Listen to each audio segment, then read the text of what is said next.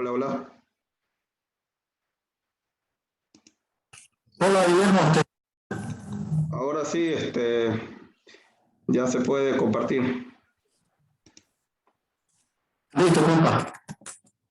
Esta es la presentación.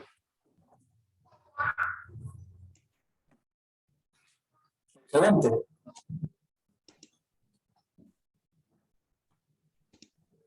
Esperemos ahora que se conecten los señores. Ok.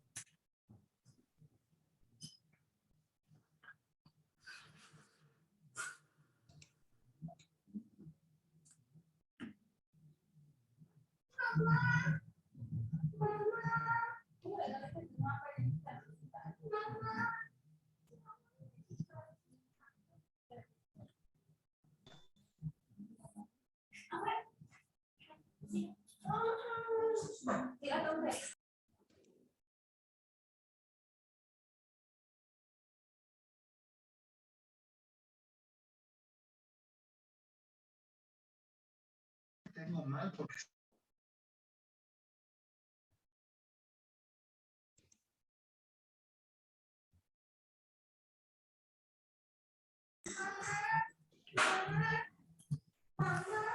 Ok, Guillermo. Hola, hola. Sí, te escucho. Ya están... Sí.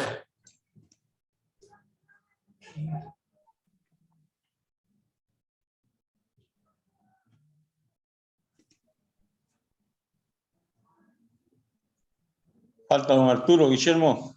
Ya. Me avisa, ¿no? Cuando estén todos.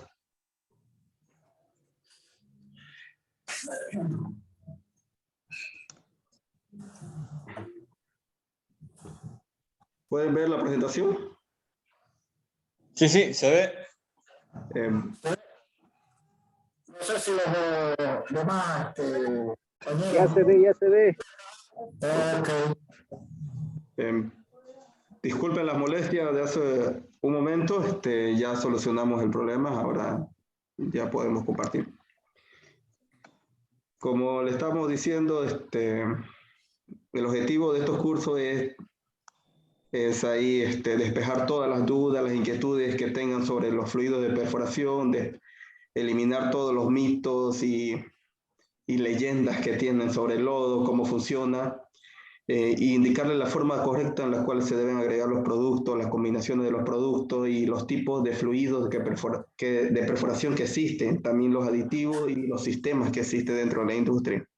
Como también esta industria es bastante dinámica y se utilizan tecnologías nuevas, se van creando sistemas cada cierto tiempo novedosos y que van desplazando los más antiguos según los requerimientos, ¿no? Según las necesidades y según los terrenos que se van a perforar.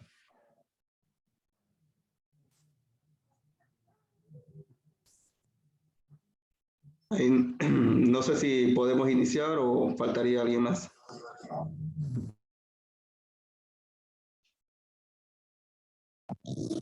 Don Arturo, faltaría... Ok, lo esperamos. Bueno, mientras esperamos que don Arturo ingrese, permítame presentarme. Mi nombre es Guillermo Espinosa, soy ingeniero petrolero y químico industrial. Tengo especialidad en fluido de perforación en Houston, Texas, en el año 2012. Especialidad de ingeniero integral de fluido de perforación en Bogotá, Colombia, el 2014. El 2018 terminé mi maestría con un MBA en administración de empresas y la segunda maestría en perforación de pozo en el 2020 en INEGAS. Entonces, hemos trabajado los colegas, los 4 socios que formamos la empresa Perfoplus en la empresa Schlumberger durante bastantes años. Mi persona tiene más de 10 años trabajando como ingeniero de fluido de perforación. Inicié cuando salí de la universidad, el 2009, en la empresa Halliburton en fluidos de perforación, en Baroy. Lastimosamente perdieron los contratos y en el 2011 pasé a MI Suaco, que luego posteriormente MI Suaco fue absorbido por Schlumberger y desde ahí trabajé hasta el 2020 en la empresa Schlumberger. Posterior a ello ya formamos la empresa Perfoplus SRL.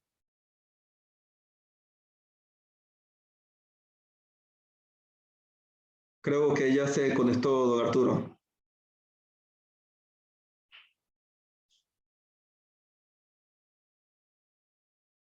Don Arturo, buenas noches. ¿Me copia? ¿Me escucha?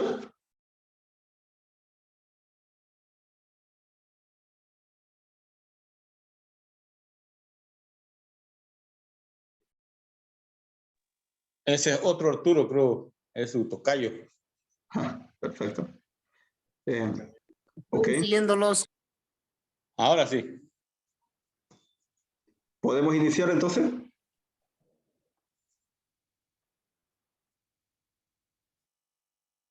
Sí, dale, yo creo que él parece que él estaba. Ok, perfecto. ¿Quiénes somos? Como les mencioné anteriormente, somos socios de la empresa Perfoplus SRL, que la formamos para satisfacer la demanda de lo que es requerimiento y servicio técnico de lo que es fluido de perforación. ¿Dónde estamos abocados nuestro servicio? A lo que es perforación minera diamantina, que es lo que realizan actualmente Fujita.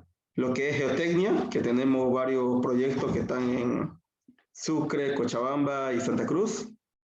Lo que es HDD, que hemos trabajado con unos colegas que han hecho cruces a través de ríos y actualmente estamos esperando el resultado de una licitación que es el río Yapacaní, uno de los más grandes donde vamos a participar. La perforación de pozos de agua que estamos trabajando aquí en Santa Cruz, varias empresas y donde damos el asesoramiento técnico. Lo que es fluido de perforación, fluidos de pozo de gas y petróleo. Trabajamos conjuntamente con la empresa NOV, Schlumberger y Halliburton, donde prestamos también nuestros servicios y productos cuando ellos los requieren. Lo que es perforación rotaria, todo lo que es servicio de perforación, tanto de pozos de agua, de gas, todo lo que implica lo que es rotario. Y pozo piloto, que es la construcción, que hemos trabajado, el último contrato fue hace un mes con la empresa Cimentec, en lo que es la perforación de pozo pilote en unos edificios que están construyendo. ¿Qué ofrecemos?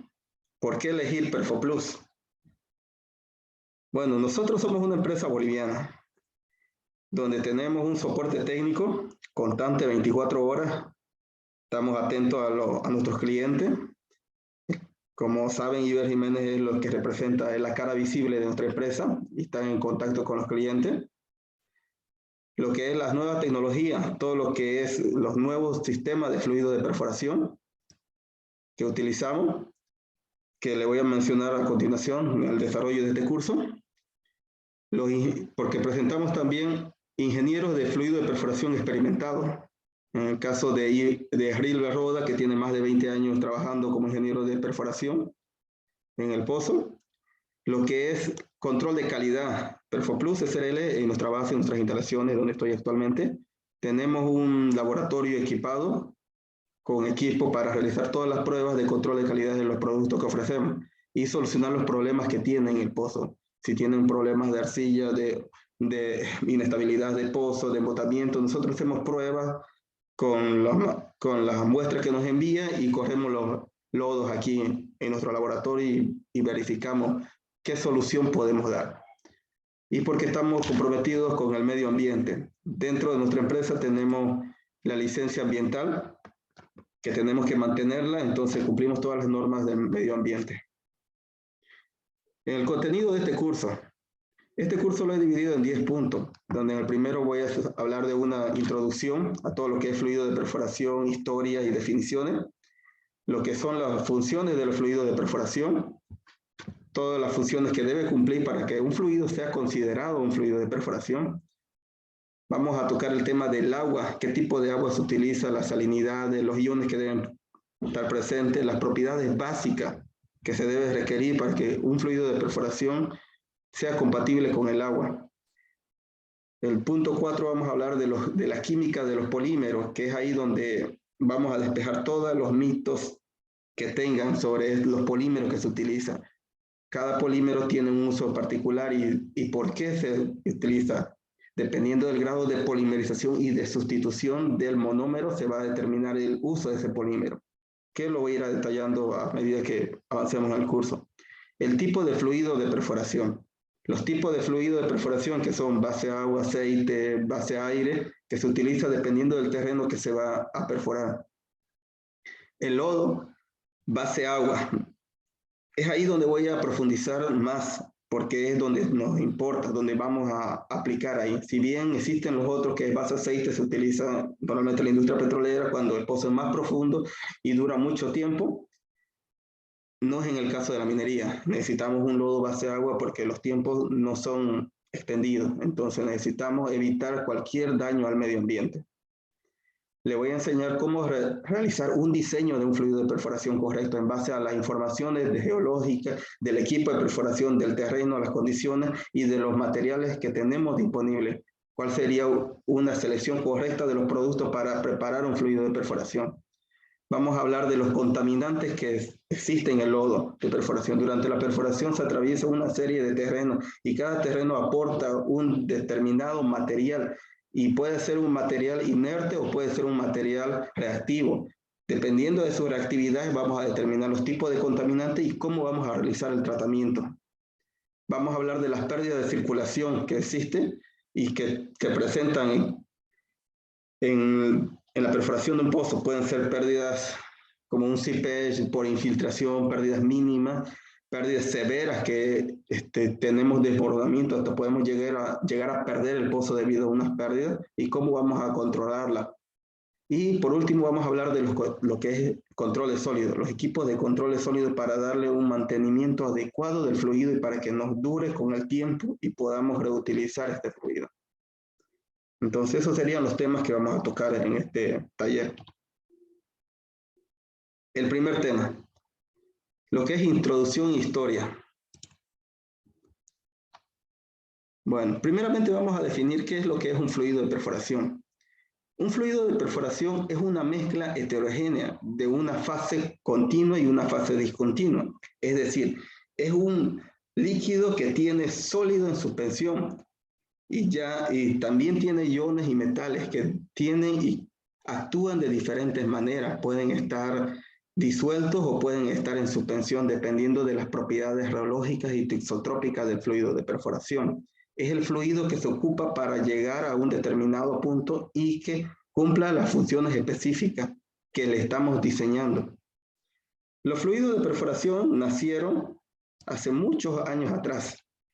Se tiene registro que el primer pozo de perforación se inició en China en el año 1100 después de Cristo. Lo estaban utilizando ahí los chinos para sacar sal del pozo y no utilizaban el sistema rotario que utilizamos actualmente. El sistema que utilizaban es un sistema de percusión en el cual, como ven en la foto de la derecha, es un sistema de polea en el cual se deja caer un elemento punzante a la tierra y por golpe de percusión va a ir perforando. Y el fluido que se va formando a través de esa perforación se le llamaba lodo nativo, que era una mezcla de agua y arcilla y las rocas que se estaban en la perforación que se encontraba. Para limpiar eso se bajaba una cuchara en el cual se sacaba todos los sólidos y se iba perforando de esa manera. Llegaban hasta 700 pies de profundidad. De esa manera lo utilizaban para sacar agua salada y sales que en esa época era bastante preciado. La sal, y de ahí deriva el término salario, que es algo, eso ya en parte de la historia, ¿no? Que le pagaban en sal y terminó denominando salario. Se inició de esa manera la industria del fluido de perforación. Posteriormente hizo un salto tecnológico bastante grande en el año 1900, cuando el coronel Drake, como ven en esta foto, en Pensilvania, Estados Unidos, inició la perforación rotaria ya con el fin de buscar petróleo. Ahí utilizó un fluido más con la tecnología que tenía en ese entonces, que era una mezcla de petróleo y algunos polímeros y lubricantes que le ayudaban a perforar más rápidamente. Y ya posteriormente, ya en la actualidad tenemos tecnología en la cual se utilizan radares, sísmicas y otros métodos para determinar la perforación, dándole el ángulo, la dirección, la trayectoria y los fluidos que vamos a atravesar durante esa roca. De esa manera inició la historia del fluido de perforación. Sistema de circulación. Un sistema de circulación es simplemente un circuito cerrado en el cual el fluido entra desde superficie al pozo, pasa a través de todos los equipos de perforación y sale nuevamente a superficie. En el esquema muestro un sistema básico, simple, en el cual tenemos una bomba de lodo que chupa a través de un cajón. El lodo de perforación pasa a través del conjunto de mangueras dentro de la tubería, es bombeado y llega hacia el fondo del pozo y sale por los jets de la broca o de los trépanos hacia el espacio anular y viaja a superficie y sale a través del flow line. En el flow line se encuentra ya lo que es sistema de control de sólido, que es una zaranda. Dependiendo de la profundidad del diámetro de la partícula, también se le coloca los de Sander, de Silter y McCleaner y centrífuga. Posteriormente pasa a otros cajones donde ya se le hacen los tratamientos correspectivos para nuevamente ingresar al sistema. Es un circuito cerrado. De esa manera entra el lodo al pozo. Fluidos de perforación. Las funciones del fluido de perforación. Un fluido de perforación, para que sea considerado un fluido netamente de perforación, debe cumplir 12 funciones específicas. La primera función es retirar los recortes del pozo. Retirar los recortes del pozo no solamente con hidráulica de perforación, por la velocidad del lodo que se encuentra en el espacio anular, sino también a través de las propiedades tisotrópicas que tenga, dependiendo del polímero que se le da. Debe controlar las presiones de formación.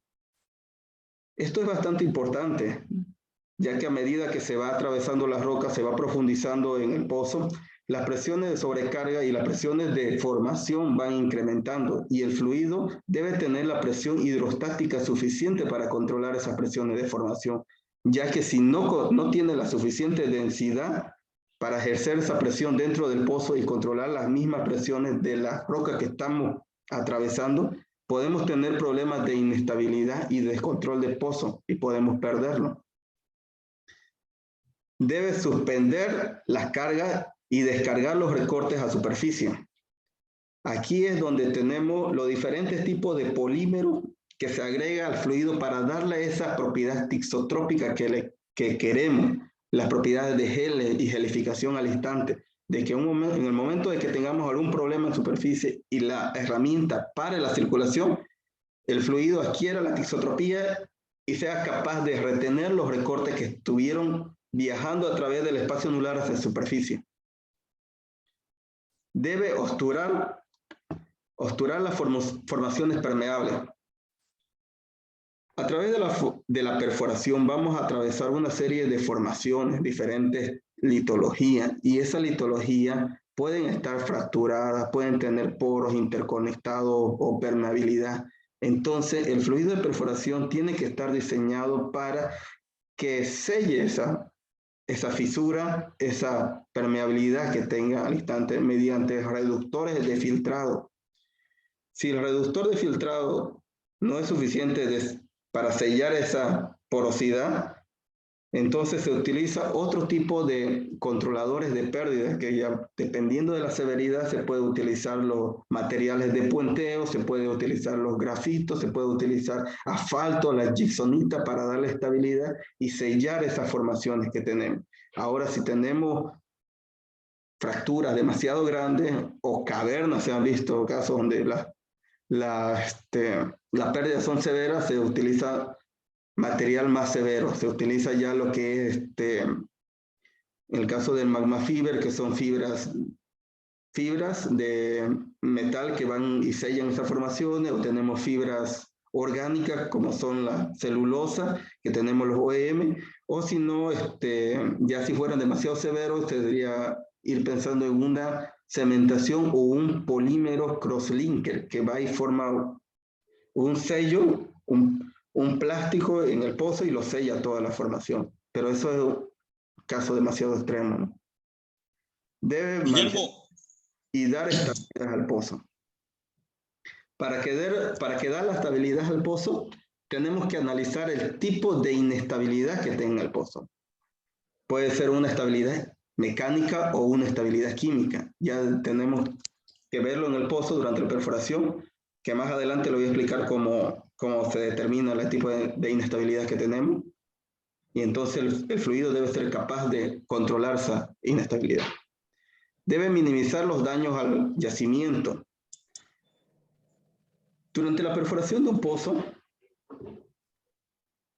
tenemos un objetivo claro, si es sacar un núcleo o si ir a un reservorio de gas o petróleo. Si es un núcleo, un core, tenemos que evitar cualquier daño a esa formación. Entonces el fluido tiene que estar diseñado en su estructura para evitar ese daño de ese núcleo que es nuestro material preciado que lo tenemos que analizar en superficie. Entonces, desde un inicio se diseña ese fluido para evitar ese tipo de daño. Debe enfriar, lubricar la barrera de perforación, todo lo que es la sarta de la perforación, las tuberías de perforación deben lubricarla y enfriarla. ¿De qué manera? A medida que se va perforando el pozo, la gradiente geotérmica va subiendo. Entonces vamos a adquirir más temperatura y debido a la fricción que tiene el trépano con la roca a medida que se va pulverizando, se va generando calor. Entonces el fluido que tiene una temperatura inferior en la superficie va a entrar a través de la sarta, va a adquirir esa temperatura y lo va a enfriar. De esa manera va a enfriar toda la sarta de perforación y lubricar. Para lubricar un fluido, para lubricar esa de perforación, se utiliza una serie de lubricantes que, dependiendo de lo que queremos, si es un surfactante o un antiabrasivo, para ir a limpiar la broca o para ir a evitar que se pegue la arcilla durante toda la sarta de perforación. Se debe tomar en cuenta durante el diseño. Transmitir la energía hidráulica desde la barrena a la roca. Mediante hidráulica de perforación a través del peso de la sarta que se controla en superficie, ese fluido va a ir a proyectar una potencial hidráulico por pulgada cuadrada sobre la roca y dependiendo de la naturaleza de las rocas, si son duras, conglomerádicas o consolidadas, puede llegar a fracturar o solamente ir a desgastar el fluido sin la necesidad de que toque la roca inclusive. Entonces, esa es otra de las funciones que debe tener el fluido. Con la potencial hidráulico y la fuerza de impacto que tenga ese fluido va a ir a ayudar a perforar el pozo. Debemos asegurar la evaluación de las formaciones. Como lo anterior dicho, los polímeros deben ser seleccionados correctamente para evitar que exista un daño al núcleo o al core que vamos a sacar. Evitar la corrosión de la sarta de perforación. Como todos sabemos, este fluido en el circuito de perforación entra al pozo y sale. En superficie va a estar en contacto con todo lo que son los gases y el aire de la superficie. Entonces, adquiere oxígeno y los transporta desde superficie hacia el interior del pozo.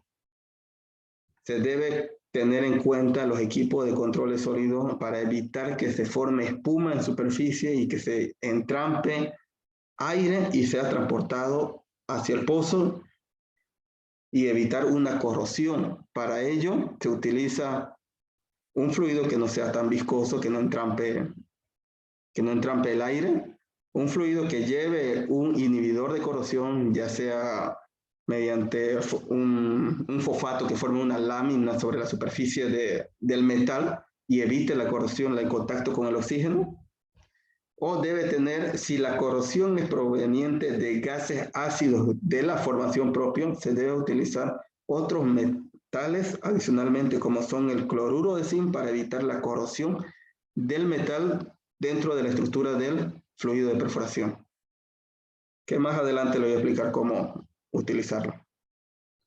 Facilitar la cementación y completación. Esto más que todo se aplica a lo que es ya la industria petrolera. La perforación de un pozo en la industria petrolera son varias etapas y varios fluidos que se utilizan en cada sección.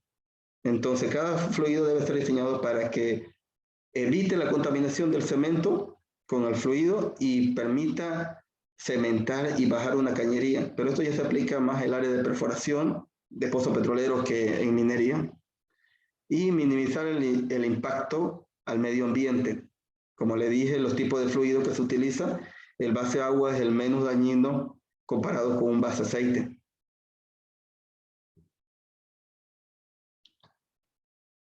Vamos a detallar cada una de estas funciones y cómo va a aplicar al fluido de perforación. Guillermo, disculpa un ratito. No sé si alguien tiene alguna pregunta. Si me volver un ratito a la anterior lámina, Guillermo. Ahí más o menos quería contar un poquitito, si bien son 12 puntos muy importantes en lo que se refiere a la función de los fluidos de perforación. El punto 2, que es el control de las presiones de formación, en este caso vendría a ser la parte más fundamental de la función del fluido en la estabilidad del pozo. Todas las otras propiedades que se ven están más que todo supeditadas a una buena función de controlar las presiones de la formación. En este caso, la propiedad que se identifica con esta función es la densidad. La densidad, que es una propiedad física, y es la que nos permite tener el pozo que se ha perforado derrumbes y abiertos para que el fluido y la herramienta por eso cumplan todas las funciones que estamos viendo. En este caso se ve una gráfica en la flecha roja, por ejemplo. Es importante que sea relativamente mayor a la flecha verde, que es de la presión de formación, para poder lograr esa estabilidad. Si sucede lo contrario, estamos supeditados a problemas de derrumbe, inclusive a pérdidas de pozo, y por más que tengamos un excelente fluido de perforación en lo que se refiere a control de filtrados, suspender los recortes, enfriar, transmitir energía hidráulica, perderemos el pozo debido a la densidad.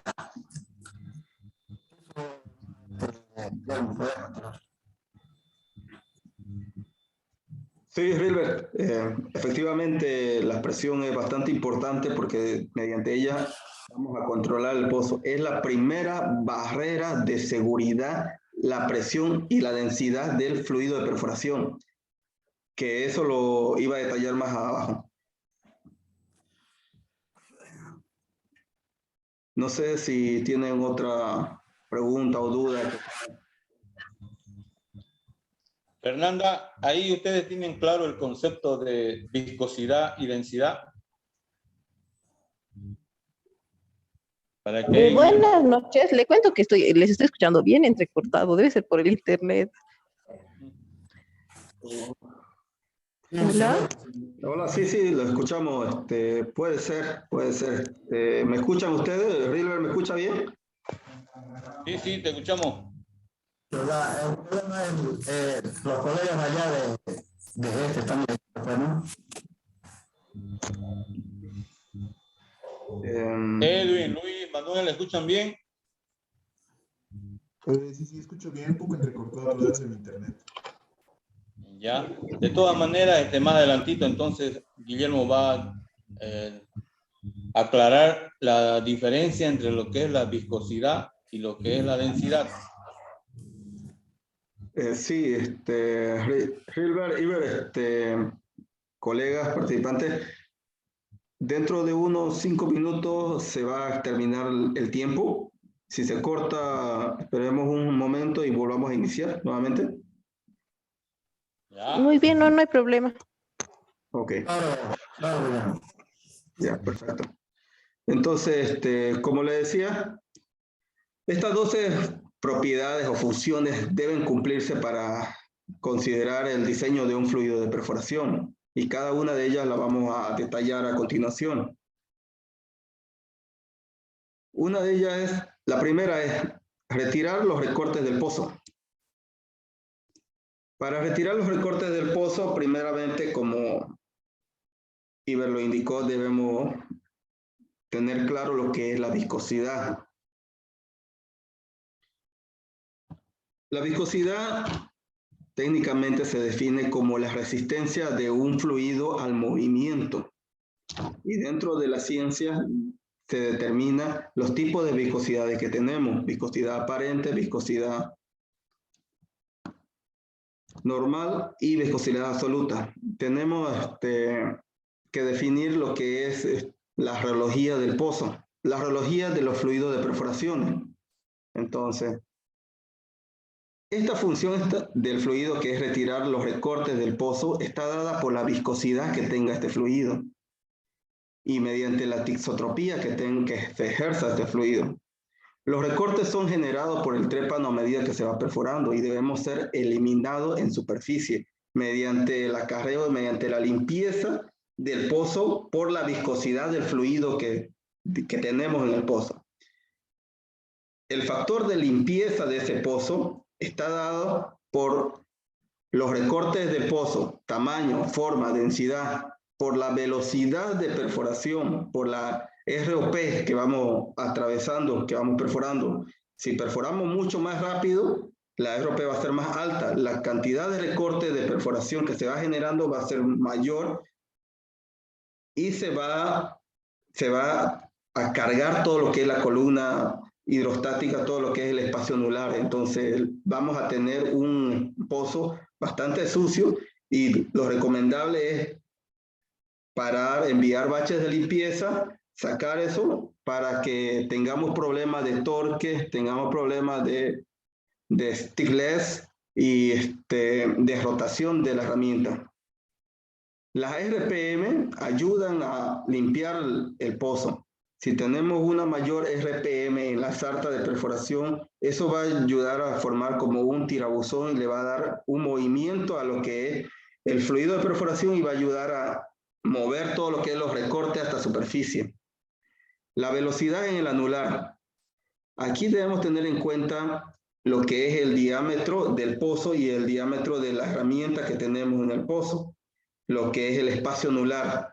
Si el espacio anular es demasiado pequeño, se va a formar flujo turbulento que va a ayudar a la limpieza del pozo. Pero si tenemos zonas donde tenemos un washout, un pozo demasiado grande, donde se ha formado una caverna, tenemos unas velocidades anular bastante bajas y no van a ser capaces de llevar ese recorte desde el fondo hasta superficie. Entonces, normalmente lo que se hace en la industria es contabilizar, tener un control de la cantidad de recorte que se va generando en superficie. Mediante ello se va a tener un estimado de un diámetro promedio que vamos generando en el pozo. Estimado, porque el real se puede sacar ya mediante un registro de pozo cuando termine toda la perforación. Pero eso nos va a dar una idea de cómo va yendo la limpieza en el pozo. Y la reología del fluido de perforación, todo lo que es la viscosidad plástica y los geles y las velocidades a baja velocidad de corte, que nos va a ayudar a eliminar todos esos recortes del pozo y mantenerlo limpio, el pozo. Guillermo, ahí también como manera de aportación también dentro de los factores que ayudan a la limpieza del agujero. Si bien estos 5 puntos son los más importantes, también la densidad, como lo que hablábamos hace rato, la densidad también es un factor importante de lo que se refiere a la limpieza del pozo, porque el fluido tiene una propiedad física que podríamos decir también a través de su densidad como el factor de flotación.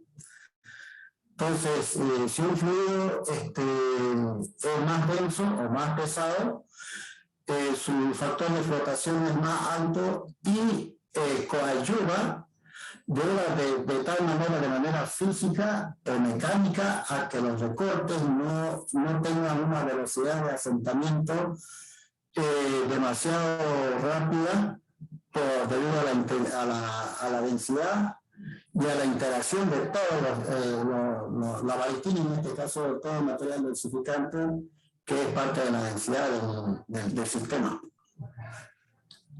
Claro que sí, la densidad va a generar una fuerza de empuje mucho más alto y va a ayudar a limpiar el pozo. Cuando se tiene un lodo densificado, efectivamente, mejora la limpieza. Ahora, los viscosificantes que se utiliza en un fluido de perforación lleva un viscosificante, que es el que va a dar las propiedades tixotrópicas del fluido de perforación. La selección de ese viscosificante es importante para darle una viscosidad a baja velocidad de corte, no una viscosidad aparente. Las viscosidades aparentes son aquellas que vos lo podés ver en superficie, como se puede ver en la gráfica. Tenemos un fluido bastante viscoso y un fluido menos viscoso. La viscosidad aparente no refleja la viscosidad a baja velocidad de corte. La viscosidad a baja velocidad de corte son las viscosidades que se registran a una lectura en un equipo que es un reómetro de 3 revoluciones y de 6 revoluciones, en el cual te indica la eficiencia de la limpieza que tiene ese fluido en el pozo. La viscosidad aparente solamente es una resistencia que tiene el fluido a fluir y se lo saca normalmente en superficie con el embudo de Marsh, que te le va a dar una idea de la viscosidad del fluido, pero no es la viscosidad que se necesita para que haya una buena limpieza. Entonces, tenemos que tener ese concepto claro. Una es viscosidad aparente, que es la que podemos ver a simple vista, que se muestra una viscosidad que es la resistencia al movimiento de un fluido viscoso, y una viscosidad a baja velocidad de corte, que no necesariamente se ve viscoso, como son los fluidos tixotrópicos, los que son el sistema, los drill plates, que se ve bastante fluido el movimiento, pero tienen una velocidad de corte bastante alta. Entonces te van a ayudar a la limpieza del pozo.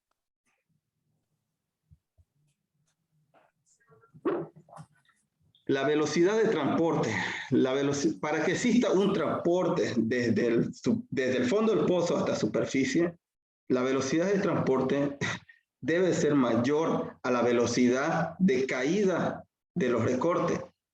Los recortes, a medida que se van sacando a superficie por hidráulica de perforación, sufren el efecto de la gravedad, y por el mismo peso del recorte y del tamaño del recorte y la forma, tienden a caer a superficie, tienden a caer al fondo del pozo, y dependiendo del grado de inclinación del agujero.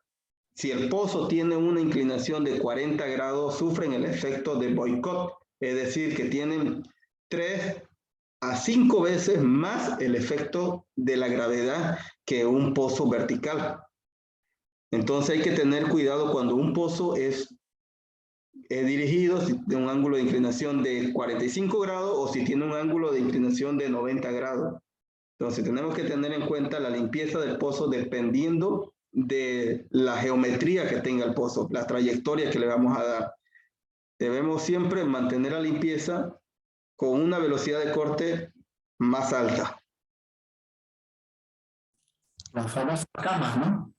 Exacto. Aquí lo voy a detallar más claramente.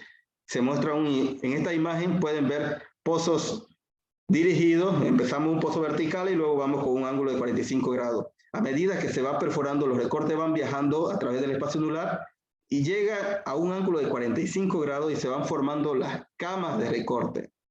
Estas camas de recorte se van formando en este ángulo de 45 grados y son bastante peligrosas. Como pueden ver, si no realizamos una limpieza correcta del agujero, estas camas de recorte nos pueden ocasionar un aprisionamiento de la herramienta cuando queramos mover y sacar la superficie. Nos puede generar un excesivo torque de la herramienta durante la perforación. Nos puede incrementar las presiones de la bomba ya que el espacio anular se va reduciendo. Y sin embargo no hay variación de las propiedades tisotrópicas o de la viscosidad del fluido, sino es la acumulación de los recortes en el pozo. Entonces, tenemos que tener en cuenta el ángulo de inclinación del pozo. Como le mencioné, la sedimentación de boicot genera una gravedad en el recorte más alta, de 3 a 5 veces más rápido se precipita un recorte en un ángulo de 45 a 60 grados. Entonces, si vamos a perforar un pozo inclinado, tomemos en cuenta la limpieza de ese pozo y la baja velocidad de corte del fluido de perforación. Para ello tenemos que hacer análisis de reología del fluido y determinar cuál es la reología correcta y el viscosificante que vamos a utilizar para darle una limpieza correcta a ese pozo. Si bien en la práctica utilizamos una serie de baches para tener limpio este pozo, podemos hacer unas prácticas recomendadas de enviar trenes de bache. Un bache de alta viscosidad, un bache de baja viscosidad y un bache de alta viscosidad al final, cosa que forme como un tapón y al medio un fluido de baja viscosidad que genere turbulencia a medida que va saliendo a través del espacio anular y va elevando esta cama de recorte y la saca a superficie.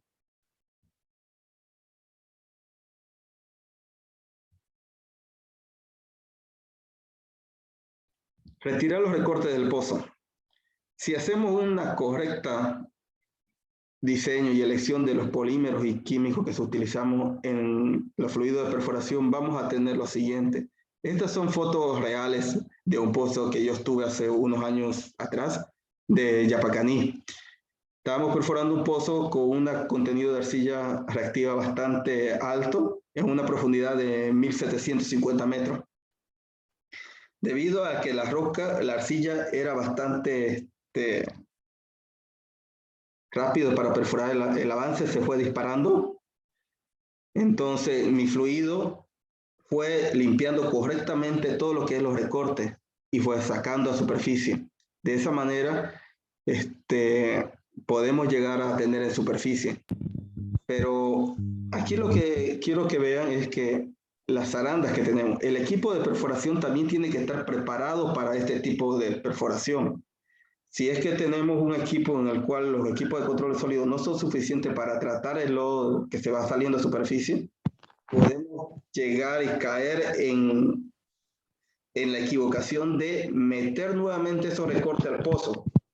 Tenemos que darle un tiempo de sedimentación y unos equipos de sólidos adecuados para que esos sólidos quedan eliminados en superficie y entre al pozo un fluido nuevo. Otra cosa que deben tener en cuenta es los recortes. Como ven acá, esto es una arcilla a una profundidad de 1700 metros. Lo pueden ver, estas estrías es el corte del trépano que va saliendo a superficie. Tenemos un corte bastante limpio, lo cual nos indica que el fluido actúa su inhibición correctamente. En el transporte de 1750 metros hasta superficie no existió una hidratación, se mantuvieron intactos todos los recortes y se puede ver el corte del trépano.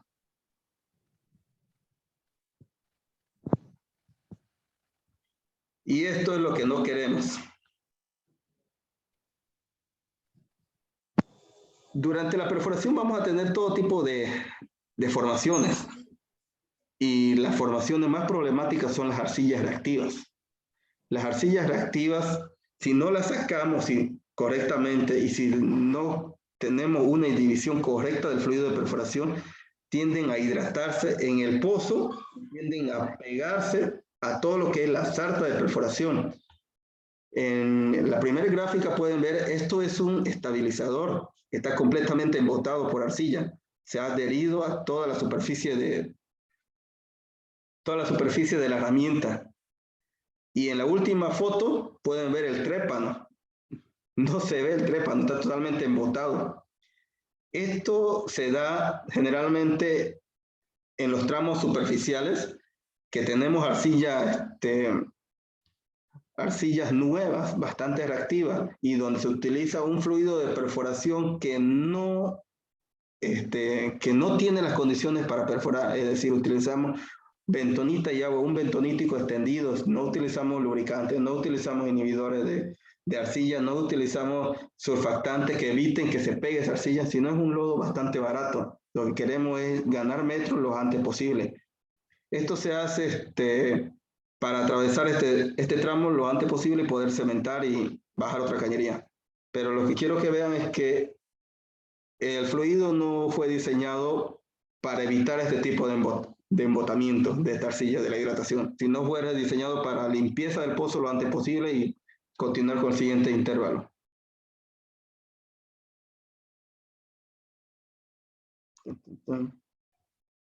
La segunda función. La segunda función de la fluido de perforación es controlar las presiones de formaciones.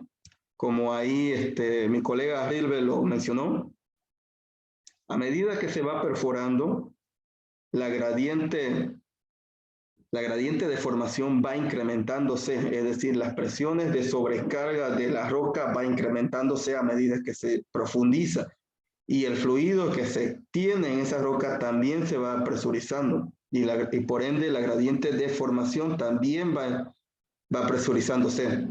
Entonces, si nosotros vamos y rompemos esa roca y vamos introduciendo el fluido y vamos introduciendo nuestra herramienta, nuestra presión debe ser lo suficientemente alta para evitar que los fluidos ingresen al pozo y evitar de que el pozo se nos caiga dentro del agujero, las paredes del pozo se caigan. Entonces, normalmente se hace un estudio geológico donde se determina las presiones en el cual podemos trabajar. Tenemos una gradiente de presiones. Tenemos la presión de sobrecarga, que es la presión mínima que debemos ejercer, y tenemos la presión de fractura. También no debemos exceder nuestra presión de fractura, ya que si tenemos un fluido con demasiada densidad, podemos ocasionar una fractura en la formación y inducir una pérdida y perder lodo durante la perforación. Entonces tenemos una ventana de trabajo donde tenemos que mantener nuestra densidad de fluido. Es por ello que se debe monitorear la densidad a medida que se va perforando y se va profundizando el pozo. Como pueden ver, aquí hay un gráfico en el cual tenemos la presión de sobrecarga y la presión de fractura. En medio de estas dos presiones tenemos que tener la densidad de lodo y manejarnos de esa manera.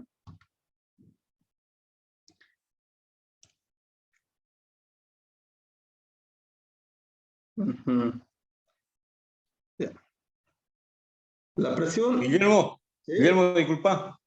Ahí podemos explicar un poquito aquí cómo es para minería. En el caso de comparar con la densidad del fluido, cuando estamos atravesando y nos toca una napa freática, entonces ahí tenemos ingreso de agua. Entonces, no sé si alguna vez les ha tocado a ustedes, amigos Fujita, en vez de echar bentonita, el agregado es baritina, ¿no? Para controlar ese ingreso de agua. Más o menos a eso es lo que se refiere Guillermo cuando habla de controlar las presiones de formación.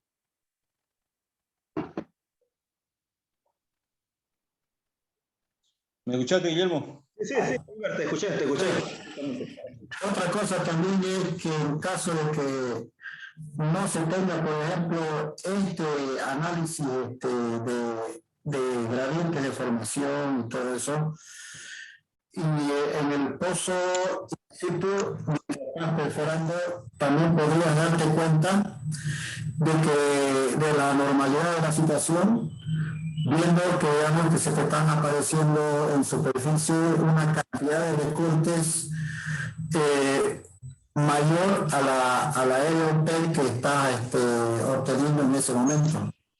Entonces, ya es una situación para estar atentos, porque la RP que determina la cantidad de recortes y si lo ves que se están saliendo mayor cantidad de esos, entonces quiere decir que la densidad seguramente no es la adecuada y le falta, ¿no?, al pozo. Y también podés ver de que en tu flow line o la salida del pozo, como decía Iber, si hay un nivel freático que pueda tener una presión anormal y densa a la presión estática del fluido, puedes ver que en la salida tu fluido se está haciendo menos viscoso, está perdiendo energía, está aumentando el caudal de retorno. Entonces eso también es otro inicio de que puedes ver in situ que se está viniendo el pozo, ¿no? Sí, correcto, Rilber. Correcto. Cuando nuestra densidad no es lo suficientemente para controlar las presiones de formación, vamos a tener una serie de problemas, ¿no? Como tenemos aquí en el gráfico, si nuestra densidad llega a ser menor a la densidad de la formación, vamos a tener ingreso de fluido. Y el fluido no solamente va a ser líquido, sino puede ser gaseoso. Pueden ser todos los gases y líquidos que estén dentro de la roca que estamos atravesando, van a ingresar al fluido y van a hacer presencia en superficie. Nos podemos dar cuenta porque ha cambiado las características del fluido, la viscosidad, el color, puede ser que sea gasificado si es que tiene gases, puede ser que el pH baje si es que tiene gases ácidos, y el incremento de recortes también va a ser mucho más alto y astillado debido a que se están desprendiendo de la formación. Una pauta clara que se van a dar cuenta es en superficie, el perforador va a darse cuenta porque va a incrementar la ROP. Cuando las densidades de fluido de perforación y la de formación se igualan, esto tiende a ir una velocidad de penetración, una RP mucho más alta, se va a disparar, van a ir perforando mucho más rápido porque están igualadas las presiones. Entonces, el perforación se va a dar cuenta en eso. También se le va a bajar la presión de la bomba que tenga. El ingreso de un fluido extraño al lodo va a hacer que la columna hidrostática de todo el fluido del espacio anular baje. Entonces la presión de la bomba va a caer. Entonces va a haber una caída en la presión, va a haber un incremento de la ROP, va a haber incremento en los niveles de los tanques, va a haber variación de las alteraciones físicas y químicas del fluido de perforación. Entonces todas esas pautas nos dan un claro indicio de un ingreso de fluido a la formación y tenemos que actuar lo antes posible, porque no nos olvidemos de que el fluido de perforación es la primera barrera para el control del pozo. Si perdemos esa barrera, vamos a perder el pozo. Entonces, muchos accidentes a nivel mundial han ocurrido por ese error que han tenido, por ese descuido. Se han perdido pozos, se han perdido vidas, y hay mucho de información durante toda la historia de la perforación que lo primero que se indica es controlar la presión del pozo. Debemos controlar, todo el tiempo debemos perforar sobre balance para evitar esa pérdida.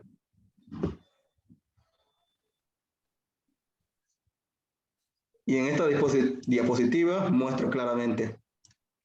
El fluido de perforación es la primera barrera para el control del pozo. Si perdemos esa barrera, vamos a perder el pozo. Vamos a perder el pozo y vamos a perder toda nuestra inversión, todo nuestro equipo. Vamos a perder vidas humanas si es que no se controla correctamente. Y tenemos desastres que ya ha ocurrido en la historia de la perforación. Y es lo que no debemos permitir que pase. Es por eso que es muy importante controlar la densidad del fluido de perforación, llevar un registro de las densidades que ingresen y la densidad de salida. Normalmente se lo hace pozo cada hora, y si son pozos problemáticos, cada media hora se lo se lo determina.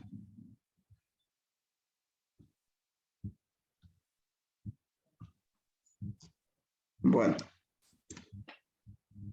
Suspender y descargar los recortes. Esta es otra función que debe tenerse en cuenta en el diseño de un fluido de perforación. No sé si tienen alguna pregunta hasta acá o alguna duda sobre lo que hemos avanzado, lo que hemos llevado y explicado.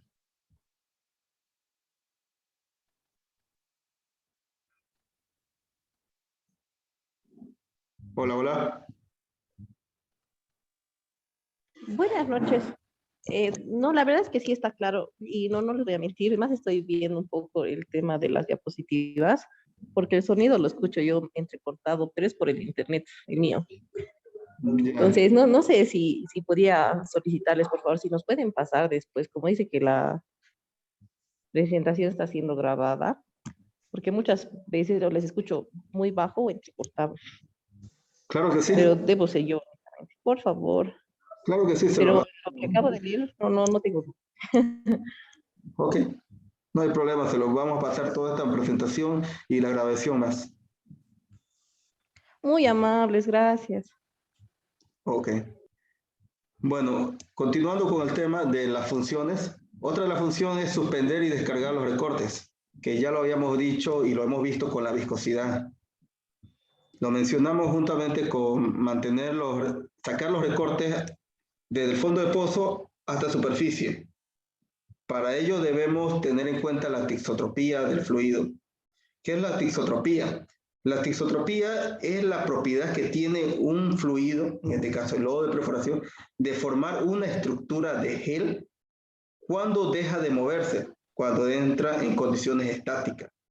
Es decir, el fluido, si paramos la bomba por algún X razón, la bomba se detiene durante la perforación, los recortes que estaban en viaje tienen que mantenerse en suspensión por la propiedad tisotrópica del fluido de perforación. Es decir, el lodo tiene que gelificarse y mantenerlo en superficie, evitando que se caiga nuevamente al pozo. ¿Por qué es importante ello? Para impedir el relleno, o sea, los recortes que caigan hasta el fondo del pozo durante un viaje o unas conexiones. Impedir el empaquetamiento de la herramienta si es que se corta la circulación, y para mejorar la eficiencia de los equipos de control sólido. Entonces, como lo vimos en el gráfico anterior, a medida que se va perforando, los recortes van saliendo a superficie. Y si es que no salen a superficie todos, se van a formar las camas de recorte. Y si se para la circulación y las propiedades isotrópicas no son adecuadas del fluido, estos recortes se van a ir nuevamente hasta el fondo, llegando a ocasionar problemas al sacar la herramienta, como un apresionamiento, un empaquetamiento de la herramienta que se le llama. Otra de las propiedades que tienen los fluidos de perforación es obturar las formaciones permeables. Obturar las formaciones permeables. Bueno, primeramente para ello debemos definir lo que es permeabilidad. La permeabilidad nada más es una propiedad de la roca que vamos a atravesar, que es la unión, las interconexiones de los poros que tienen esas rocas, o las fracturas interconectadas que tienen esas rocas que vamos a atravesar. Entonces, a medida que se va perforando, se va atravesando arena, se va atravesando conglomerados, se va atravesando, en su caso, roca bastante antigua, bastante consolidadas, que pueden ser hasta roca ígnea, que pueden estar fracturadas o no, o tener microfracturas. Entonces, el fluido de perforación tiene que tener la propiedad de sellar esos poros y esa permeabilidad a medida que se va perforando. Se perfora un tramo y el fluido al instante entra en contacto y tiene que ir a sellar mediante la formación de un revoque sobre la pared del pozo. Forma una capa delgada, impermeable, flexible y que va a ir sellando esa formación, esa roca, en la cual se va atravesando, e impedir que el fluido migre desde el pozo hacia la formación.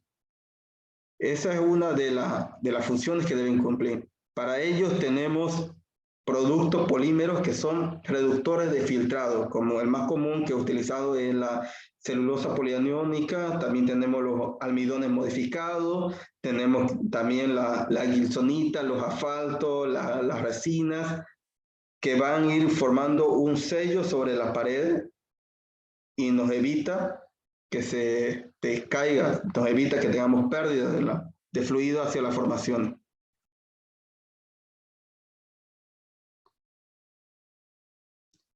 Obturar las formaciones permeables. En el diseño de un fluido tenemos que tener en cuenta esto, el obturante y mantener una capa delgada hacia las formaciones mediante los reductores de filtrado. Si es que sabemos por estudios geológicos que vamos a atravesar una zona que tenga, por decir, granos de arena bastante grandes y que los poros y la permeabilidad es bastante alta, entonces ese fluido se debe contemplar el diseño, el agregado de un material de puenteo. Podemos utilizar las diferentes granulometrías de un carbonato o las diferentes granulometrías de una resina o un asfalto o un grafito o una gilsonita que vamos a utilizar durante la perforación. Entonces, dependiendo de esa severidad de la pérdida que tengamos durante la perforación, una pérdida por permeabilidad, podemos diseñar un 5 a un 10 libras barril de un producto para que vaya a ir sellando a la formación. Ahora, si las pérdidas son más altas, se tiene que contemplar el agregado de un material mucho más severo, como son lo que tenemos las celulosas, o los obturantes mixtos que van entre una celulosa laminar o tenemos las cáscaras de nuez mezclado o chala de arroz, que se va a ir a sellar todas esas formaciones. Los tipos de obturantes que tenemos durante la formación. Primeramente, tenemos que tener en cuenta de que la bentonita es una arcilla bastante sódica, bastante versátil. Es bastante barata, se utiliza para la formación del lodo bentonítico extendido. Esta arcilla tiene una propiedad secundaria que reduce el filtrado mediante la formación de capas de arcilla, pero es mínima. O sea, es la base para que se pueda formar un revoque, pero la cantidad es mínima. Entonces, se puede considerar como un reductor de filtrado solamente en una mínima cantidad. Para incrementar esa propiedad de reducir el filtrado, se utilizan ya los polímeros especializados, como son la celulosa polianiónica, como el MIPAC. Si es que queremos dar mayor estabilidad, tenemos una zona de una formación que son microfracturadas, tenemos los asfaltos, como son el asfalt, tenemos el AS44, que tenemos la gilsonita, que van a ir a formar un revoque sobre la pared de la formación y que va a ser bastante flexible y va a evitar la migración del fluido hacia las formaciones. Ahora, si esas grietas, si esas fracturas son demasiado grandes, podemos utilizar ya los materiales obturantes que tenemos en los OM o fibras metálicas que son solubles en ácido, como son el magma fiber, que se puede combinar juntamente con un material granular y evita la pérdida de fluido a través de esa formación.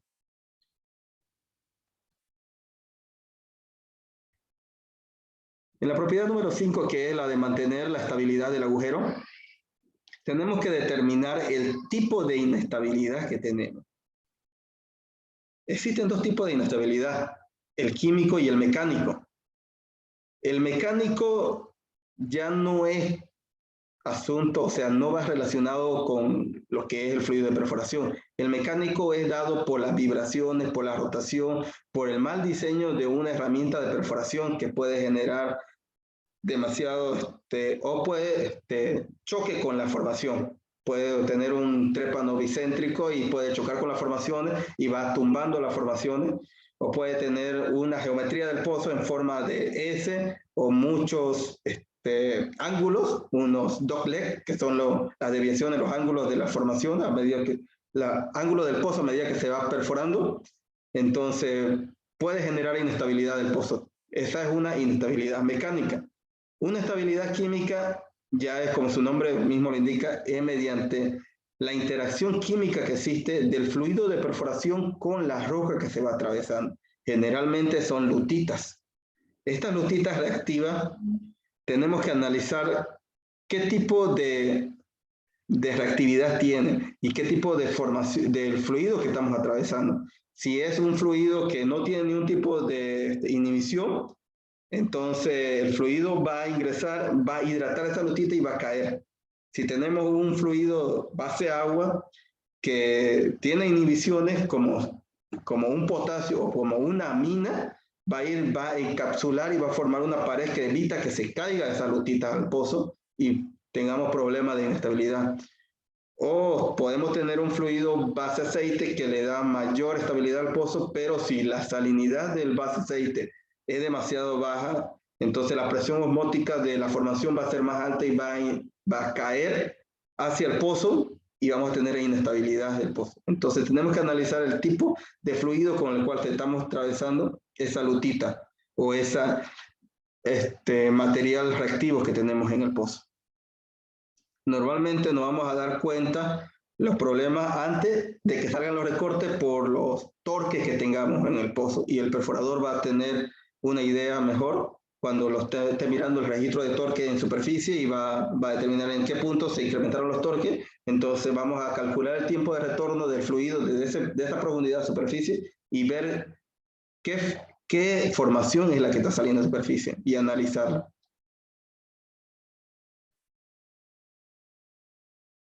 Minimizar el daño hacia la formación. Minimizar el daño a la formación va de la mano con obturar y sellar las formaciones permeables. Mediante los reductores de filtrado vamos a tener un filtrado API mucho más bajo a medida que vamos incrementando los reductores de filtrado. Si los ml o si la propiedad del fluido que el filtrado es demasiado alto, el fluido va a migrar hacia la formación y va a producir un daño dependiendo de la naturaleza química del fluido que tengamos. Entonces, nuestro objetivo cuando estamos corriendo con una corona o una zona de interés es reducir al máximo la filtración de ese fluido, obturar lo antes posible la pared del pozo y evitar de que migre ese fluido hacia la formación.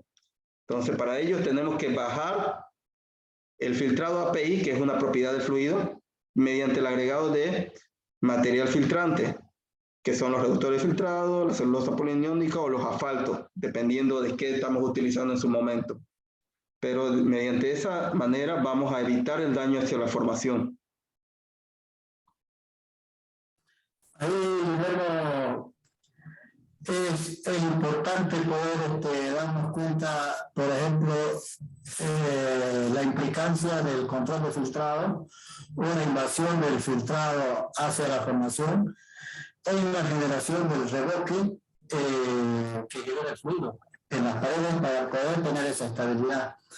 O sea, se hace importante cuando por ejemplo, si estamos perforando un diámetro grande, mayor, podríamos decir 12 pulgadas, 9 o 5 octavos, entonces el pozo es grande y los valores de filtrado se podrían manejar inclusive relativamente un poco relajados y no tan ajustados en su control. ¿Por qué? Porque tenés bastante espacio para que la herramienta maniobre. Donde se hace muy importante el control del filtrado es cuando estamos perforando huecos muy pequeños, como ser, ¿cuántos? 6 pulgadas, menos de 6 pulgadas, 4 pulgadas. Y si vos no tenés un control de filtrado adecuado, o si tenés filtrado elevado, entonces van a tener un reboque en las paredes grueso. Entonces, al tener un reboque grueso, estás achicando el pozo y estás disminuyendo el drift o la capacidad de la herramienta para poder entrar y salir al pozo de manera normal, digamos, ¿no? Y sin problema. Ahí vamos a tener problemas con los torques también, arrastres. Entonces, en agujeros reducidos, que en cierta forma en Diamantina aplica en esa situación, es muy importante ese control de que sea bien reducido para poder tener una película bien delgada, pero bien estable, que estabilice el pozo. Sí, correcto, River. Correcto, tiene toda la razón. El control del filtrado va a depender por eso se tiene que hacer un diseño, va a depender de la geometría del pozo que vamos a atravesar, también del objetivo que vamos a tener. Si vamos a llegar a un reservorio donde tenemos que evitar a toda costa el daño a la formación, entonces tenemos que hacer un énfasis en ese reductor de filtrado adecuado y evitar lo antes posible de que el fluido ingrese a la formación.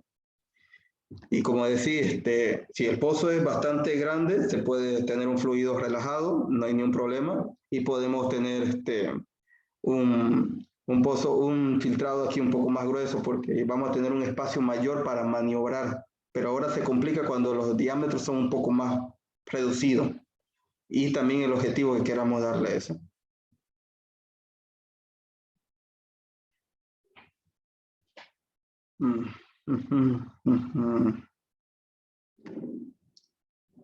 Enfriar y lubricar las barrenas del conjunto de perforación. Como lo vimos anteriormente, a medida que se va perforando, la temperatura va a ir subiendo en el pozo debido a la gradiente geotérmica que tenemos. Si no me equivoco, es de 1 grado Fahrenheit cada 100 pies o de 1 grado centígrado cada 100 metros. A medida que se va perforando, se va generando fricción también eso. Todo eso se va acumulando y va dándole temperatura en el fondo del pozo al fluido. La función del fluido es salir a superficie, bajar la temperatura, ingresar al pozo nuevamente por el espacio anular, disminuir esa temperatura del pozo y enfriándolo de esa manera. Un intercambio térmico constante para evitar el sobrecalentamiento y evitar el daño de las uniones, daño de los equipos que tengamos, de las gomas que tengamos en el fondo del pozo, si es que tenemos un arreglo direccional, como puede ser una turbina o un MWD que tiene sensores de temperatura bastante sensibles. Entonces vamos a hacer un intercambio de temperatura, bajando la temperatura en el fondo del pozo. Lubricar la barrena. El fluido, dentro de la composición de un fluido de perforación, se debe contemplar un lubricante. El lubricante su función es bajar el coeficiente de fricción del fluido, que normalmente es 1. Al agregar un lubricante en una concentración hasta 5% en volumen, podemos bajar desde 1 hasta llegar a valores de 0,2. Bajar este coeficiente de lubricidad implica que podamos tener menos roce, menos fricción y podamos tener un mayor ROP, mayores metros de perforaciones por hora de la herramienta de perforación. Entonces, en eso se diseña el agregado de diferentes lubricantes que existen en la industria. Puede ser un Lube, un Drilzone, un PA10, un Hydra-Speed que se puede utilizar. Ahora, la combinación de esos lubricantes o evolucionando con un surfactante, podemos darle también un menor coeficiente de fricción y también darle la otra propiedad antiagresiva al fluido de perforación. Es decir, el lubricante los surfactantes va a ir a formar una capa fílmica sobre la herramienta de perforación y va a evitar de que se peguen formaciones coloidales. En este caso pueden ser unas arcillas o pueden ser sedimentos, pueden ser limos que se pueden estar pegando a todo lo que es la herramienta de perforación. Mediante la adición de un surfactante evitamos esa pega de los limos, de los sólidos que tenemos sólidos finos que tenemos en el lodo de perforación.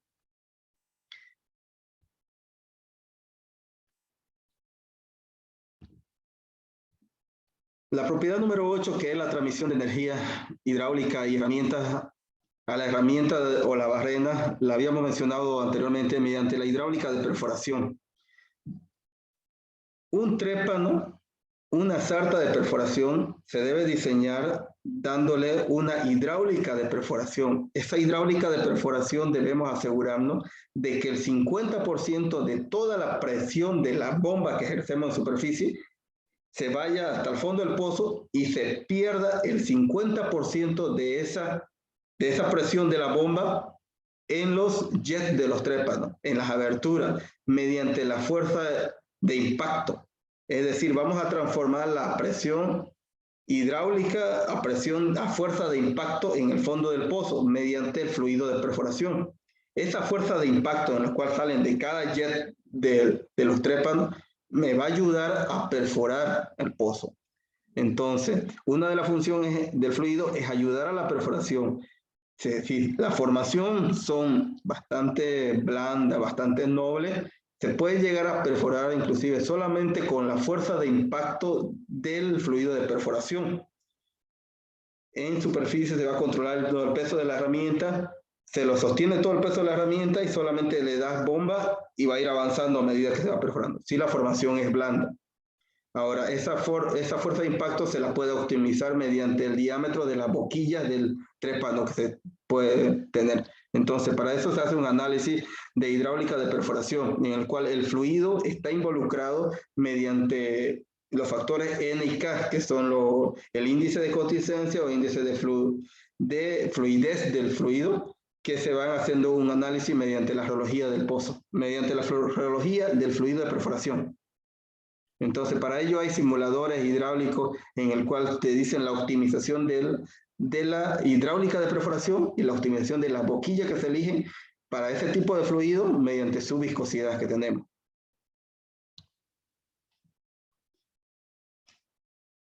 Punto número 9. Asegurar la evaluación adecuada de la formación. Bueno, como lo mencionamos anteriormente, nuestro objetivo como fluido de perforación al perforar un pozo es obtener una muestra, un core o llegar a un reservorio o a un punto de interés. Entonces, cuando llegamos a ese punto, tenemos que darle al fluido las condiciones adecuadas para que evite todo el daño a esa formación, evite la inestabilidad del pozo, evite el ingreso de fluido hacia el core, evite la degradación que tenga todos los elementos dentro de esa muestra que vamos a obtener. Entonces, para ello, tenemos que tener en cuenta el filtrado, que no sea excesivo. Tenemos que tener en cuenta la concentración. Si es que tenemos un lodo inhibido, cuya base es el potasio, la fluorescencia del fluido de perforación, si es que ese fluido tiene algún lubricante que tenga fluorescencia, que no dañe y no contamine los fluidos internos de nuestra muestra que tengamos que sacar. Y evitar las zonas lavadas, es decir, que debemos darle las condiciones de geología adecuadas para evitar los washouts y evitar perder la muestra durante la perforación y la extracción del núcleo. Ahí un ratito que voy a volver a la parte de la transmisión hidráulica, que es fundamental para poder cumplir esa función del nodo. La parte de los jets debe ser protegida para que pueda cumplir esa función de la transmisión hidráulica en lo que se llama frente de ataque, ¿no? Muchas veces, ese es el principal frente de ataque y las arcillas que vos hablabas hace un momento son las que se impregnan también ahí en esas partes, en el frente de ataque del trépano, que son las boquillas, comienzan a cubrir los mismos dientes del trépano. Entonces, una arcilla que cubre el frente de ataque, o embota, podríamos decir, el frente de ataque y los dientes del trépano, ¿qué estás haciendo? Estás reduciendo el tiempo de vida, estás reduciendo EOPs, estás perdiendo tiempo, estás perdiendo dinero. Entonces, ahí es donde actúa lo que vos hablabas hace un momento, el antiacresivo, para evitar que se peguen las arcillas, los recortes, todo eso en el frente de ataque. en las boquillas, en los dientes, para que pueda transmitir esa energía hidráulica. En este caso es el PA10 que llamamos nosotros, que es un antiagresivo muy bueno para poder minimizar que ningún tipo de sólido se impregne o tapone los dientes, las boquillas del trépano, ni los hombros, podríamos decir, del trépano y de los estabilizadores, mantener una herramienta limpia para que pueda, bueno, pues, ¿no?, perforar normal, con buena aerope deseada y todo eso, ¿no? Eso es hermano. Sí, correcto, River, toda la razón. El objetivo es mantener el trépano limpio para lograr perforar, ¿no? Como voy a retroceder unas diapositivas atrás, como le mostré en las fotos, si no me equivoco fue en la 1, ahí está. ¿Ven ese trépano? Está totalmente embotado, totalmente embotado. Ese trépano perforó, si no me equivoco, si no mal me recuerdo, solamente 50 metros. Perforaron 50 metros con un lodo bentonítico extendido, en el cual no tenía ningún tipo de inhibición, ningún tipo de lubricante, ningún tipo de antiagresivo. Solamente fue a perforar las arcillas. Y como ve, la hidráulica de perforación no fue lo suficientemente adecuada debido a que no se podía ejercer mucha hidráulica ya que estábamos en tramos superficiales y podíamos generar un lavado del todo el pozo, entonces podíamos caer y perder todo el pozo, entonces tenía que ir con una hidráulica bastante baja y ya que el lodo no tenía ningún tipo de producto que evite esta acreción de las arcillas, ocurrió lo que tenía que ocurrir, ¿no? Todo el trépano se embotó. Entonces, nuestro objetivo con los productos que tenemos, tanto de antiagresivo y lubricante, es evitar esta situación, evitar de que el trépano quede totalmente embotado. Ya, Guillermo, ahí para acotar, cuando hablamos de lubricante Fujita, ustedes adquirieron la última vez el ROP02. Ese producto es lo que está hablando Guillermo. Ese es un antiagresivo y es lubricante. Ese producto va a evitar que los pasos de la corona se taponeen con arcilla, con sólido. Entonces es necesario agregar periódicamente 2 litros a 3 litros por 1000 metros de agua, cosa que el fluido cumple esa función de limpiar más que todos los pasos de la corona. Sí, correcto, Iber. No sé si, creo que no está conectado, Iber. Bueno. Asegurar la evaluación. Corrosión. La función número 10 de un fluido de perforación es controlar la corrosión. Debemos evitar la corrosión de la herramienta de perforación, ya que es uno de los bienes bastante valiosos y costosos que tenemos un equipo de perforación. La corrosión se mide en libras por cada año que se pasa. Para ello se utiliza, como lo ven en esta imagen, este anillo se llama cupón o anillo de corrosión. Es un anillo de acero inoxidable que se coloca en las conexiones de las tuberías de perforación en cada viaje que se realiza. Luego se saca y se mide. Tiene un peso determinado hasta con 4 dígitos que se miden en balanzas digitales analíticas y se determina cuánto de corrosión se ha acumulado en ese tiempo y ya se lo lleva. Esto también se lo lleva a laboratorios especializados donde se determina el tipo de corrosión, si tenemos una corrosión por dióxido de carbono, si tenemos una corrosión por carbonato o tenemos una corrosión por sulfatos. Entonces, las corrosiones que se presentan en un fluido de perforación son corrosión por oxígeno, corrosión por dióxido de carbono, por sulfuro de hidrógeno. Esos 3 tipos de corrosiones tenemos. Entonces, corrosión por oxígeno. ¿De dónde sale el oxígeno? Como sabemos, un lodo es un circuito cerrado en el cual el lodo ingresa al pozo, sale a la superficie En superficie, baja temperatura, se hacen unos tratamientos, se pasa por agitadores, se pasa por bombas, y en ese trayecto absorbe los gases de la atmósfera y puede impregnarse, dependiendo de su viscosidad, si es que forma espuma bastante alta, se puede impregnar de aire y puede transportar ese oxígeno desde superficie hasta el fondo del pozo y ocasionar una corrosión. Para evitar ello se utilizan antiespumantes, que son bases siliconados que se agrega al fluido bajando la tensión superficial y evitando la incorporación de aire al lodo en superficie. O se puede diseñar los fluidos, los equipos de superficie en el cual no tengan una altura en la cual llegan a absorber el aire de la atmósfera, es decir, que tiene que estar sumergido la descarga del lodo dentro del fluido para evitar la incorporación de aire atmosférico.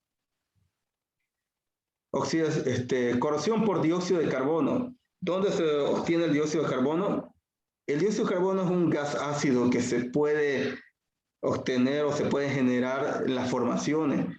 No en todos los pozos se pueden tener dióxido de carbono, pero en los pozos que se determina que se van atravesando, esta corrosión llega a formar un ácido en el fluido, formando el ácido carbónico y produciendo corrosiones en las uniones de las herramientas de perforación.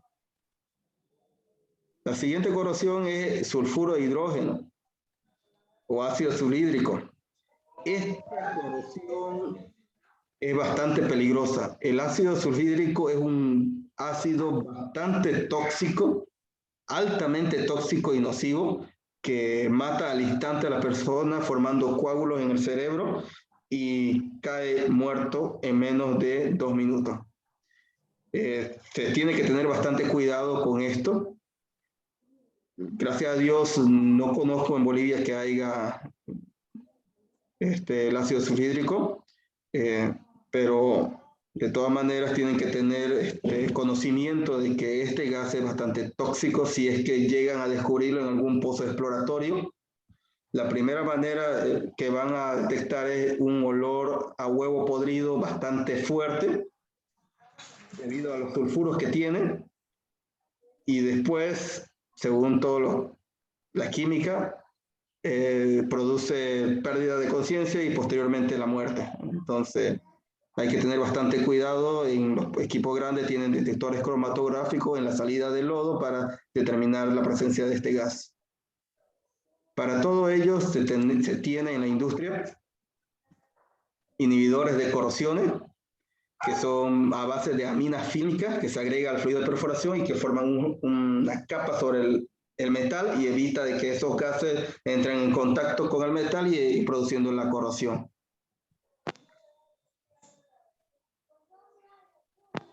Facilitar la cementación y completación. Esto más que todo ya va para la industria petrolera, donde se tiene que asegurar un intervalo que se perforó, se baja una tubería, un casing, y luego se cementa, se asegura ese tramo, y luego se va continuando, se va profundizando con otro posteriormente. Entonces, las condiciones del fluido debe facilitar que se introduzca cemento y producir el desplazamiento correcto del cemento y asegurar la cañería mediante la cementación. Esto no voy a dar muchos detalles porque no aplicaría en nuestro caso. Minimizar el impacto al medio ambiente. Esto es bastante importante, ya que todos estamos regidos bajo la ley del medio ambiente y debemos asegurarnos de que nuestros productos eviten ese daño. No deben ser tóxicos, deben cumplir el LC50. El LC50 es una prueba de toxicidad del producto en el cual se determina mediante análisis, agrega un porcentaje del producto en una pecera donde tienen algunos elementos sensibles al impacto ambiental, como pueden ser camarones, peces o algún molusco, y determina si el producto mata más del 50% de la población que se tiene, es tóxico. Si mata menos del 50% es una toxicidad manejable.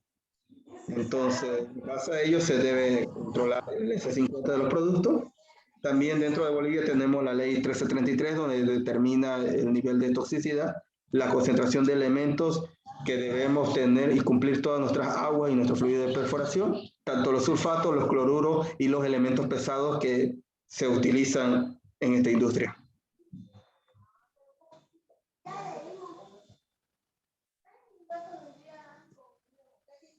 Agua de preparación.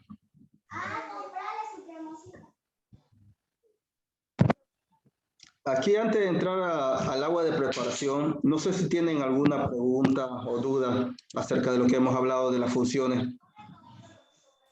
Sí, disculpe, yo tenía una duda. ¿Cómo influye el pH? ¿Cómo? ¿Cómo influye el pH del lodo de todo lo que hemos hablado hasta ahora? ¿Cómo influye el pH? Sí. Ok, ya.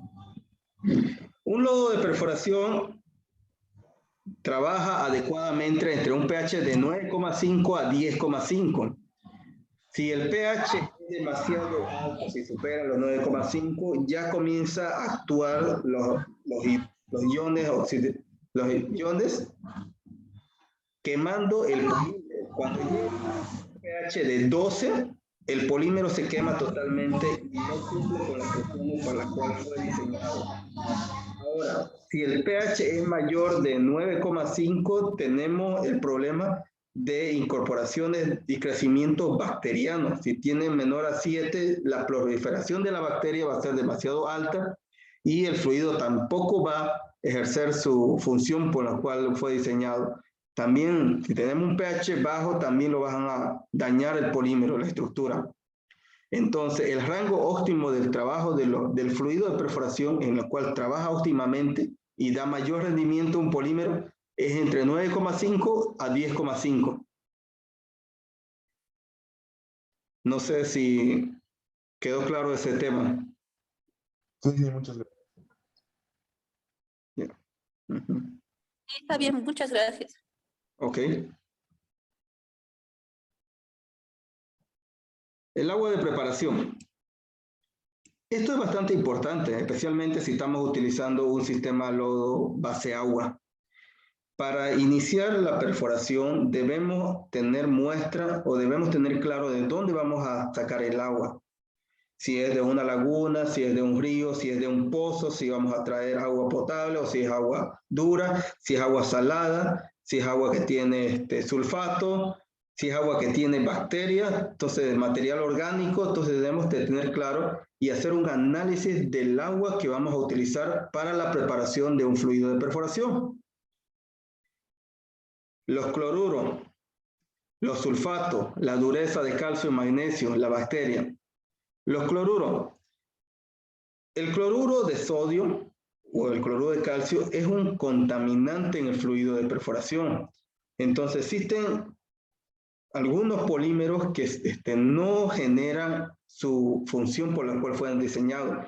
Es decir, los almidones, por ejemplo, en presencia de una concentración superior a las 2000 miligramos litros de cloruro, de ion cloruro, la efectividad del polímero va a ir reduciendo. El mismo caso de los sulfatos. Si tenemos una concentración de sulfatos mayores a 600 miligramos litros, entonces va a producir mayor helicidad, va a producir geles bastante progresivos en el fluido de perforación. Las durezas del agua, si tenemos un agua dura, si es la dureza temporal o si es la dureza permanente, tenemos que determinar. Si es temporal, podemos eliminarlo mediante la ebullición del agua. O si es una dureza permanente en la cual las concentraciones de iones de calcio, magnesio, hierro o aluminio disuelto en el agua son superiores a 400 miligramos litro, va a influir negativamente en la eficiencia del polímero que estamos utilizando. Entonces, debemos reducir esa dureza del agua mediante la adición de elementos químicos que neutralizan esa dureza, ya sea un bicarbonato de sodio, una soda ash, sea un EDTA, un fosfato o un polifosfato, en el cual va y precipita la dureza del agua en iones de carbonato, carbonato de calcio, carbonato de magnesio, carbonato de aluminio, y son insolubles y se precipitan. Del agua se eliminan. La bacteria. Esto es bastante importante tener en cuenta. Si un agua que utilizamos tiene una alta concentración de material orgánico, se va a comenzar a degradar y va a formar colonias de bacterias y van a atacar al fluido de perforación durante su utilización. Si mezclamos un polímero, como por ejemplo a base de almidón, que son los Dual Flow o los CMC o los carboxilmetilcelulosa, o tenemos un polisal, y las colonias bacterianas son demasiado altas, va a producir la putrefacción del lodo y va a alterar todas las propiedades del fluido y se va a degenerar. Entonces tenemos que utilizar biocidas y bactericidas para eliminar esas bacterias del fluido, del agua. Debemos eliminar las durezas, los sulfatos. Los cloruros yo sé que no son tan fáciles de eliminar. La única manera de eliminar un cloruro es mediante la dilución de un agua limpia. Pero en la industria existen productos que son resistentes a los cloruros, como la celulosa polianiónica, son bastante resistentes a las concentraciones de cloruro. Inclusive se ha utilizado con salmueras con alta concentración de ion cloruro. Sí, también, bueno, pues como práctica, como buenas prácticas, podríamos decir, es importante, entonces, en primera instancia, evaluar, digamos, o analizar el agua de preparación que llamamos, ¿no? Porque con esa agua vamos a preparar el fluido, vamos a incorporar todos los productos, los polímeros, y necesitamos saber qué concentración tiene de cloruro, calcio, magnesio, sulfatos. De esa manera nos va a dar una idea de qué precauciones tener o qué hacer con el agua de preparación, ¿no?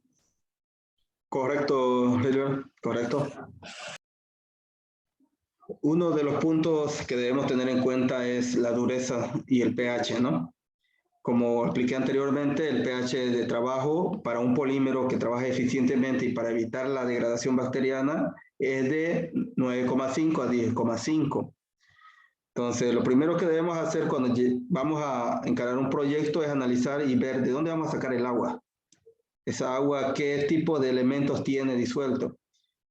Analizamos la dureza. ¿Cómo determinamos la dureza? Es mediante una muestra, determinamos mediante una solución de EDTA, hacemos una titulación con un indicador de cromato de potasio y determinamos la concentración de sales disueltas, ¿no? De calcio y magnesio.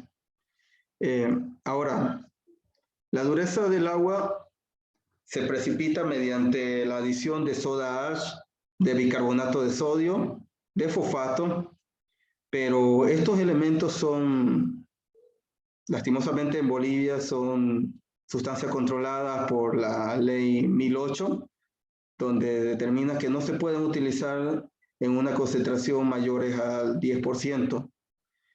Entonces nos tiene restringido la ley de sustancias controladas para la eliminación de la dureza.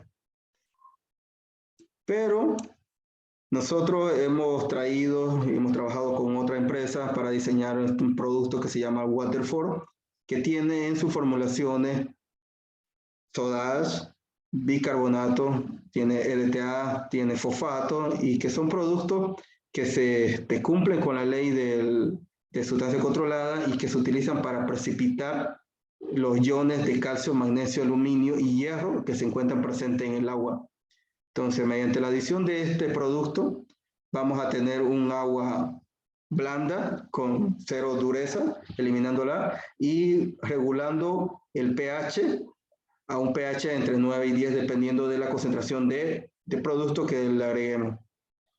Entonces, gracias a este producto hemos nosotros dado solución al problema de nuestros clientes que no tienen permiso de la Dirección General de Sustancias Controladas en la eliminación de dureza, ya que muchas de las aguas, inclusive el agua que bebemos es un agua dura. Entonces, con este producto eliminamos toda esa dureza.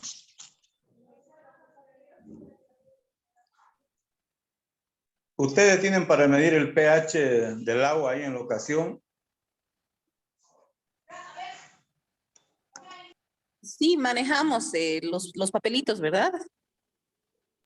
Sí, correcto. A veces para la dureza no se cuenta con el equipo, digamos, in situ. Entonces es fácil darse nomás cuenta si genera espuma o no genera espuma, ¿no? Ahí ustedes se van a dar cuenta que tiene dureza. Ahí, como Sí. decía Guillermo, con el papel pH, ustedes se pueden guiar que esté de 7 hasta 10 máximo, ¿no? Así van a optimizar el rendimiento de los polímeros. Correcto. Sí, muchas veces nosotros teníamos esa duda con Manuel, estábamos viendo el tema del pH y todo aquello, estábamos profundizando. Ahí justamente ese producto que tienen ustedes, que han llevado, el Waterforce, ese hace esas dos funciones. Le sube el pH y le baja la dureza.